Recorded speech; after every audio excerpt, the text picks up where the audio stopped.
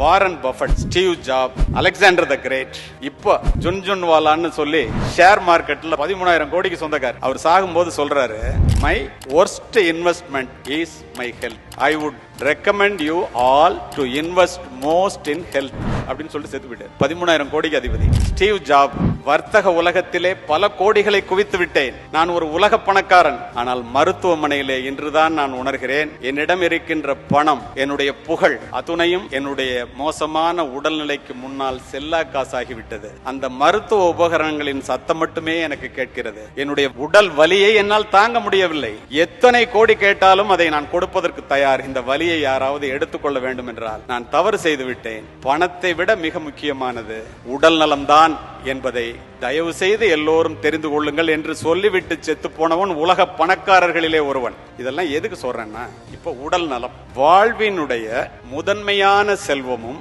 முதலான செல்வமும் உடல் நலமே. உடல் நலத்தினுடைய உயிர் கோட்பாடு உடற்பயிற்சி. ஒரு மனிதன் மனதை மட்டும் வளர்த்து கொண்டு உடலை வளர்க்காமலோ, உடலை மட்டும் வளர்த்து கொண்டு மனதை வளர்க்காமலோ இருந்தால் நண்பர்களே, அது ஒரு நிறைவேறாத வெற்றியாகத்தான் இருக்கும். ஒரு மனிதன் ஆளும் வளரணும், அறிவும் வளரணும், அதுதான்டா உலகம். பட்டுக்கோட்டை கல்யாணம் சொல்லிட்டு போயிட்டாரு. அப்போ நம்ம இந்த உடலை வளர்த்துக்கணும் அப்படின்னா என்னது?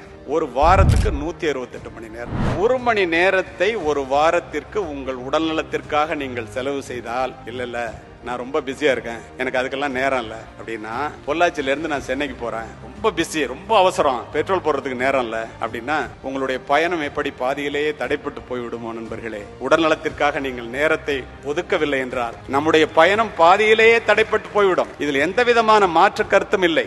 இதை புரிந்து கொள்ள வேண்டியது நாம் தான்.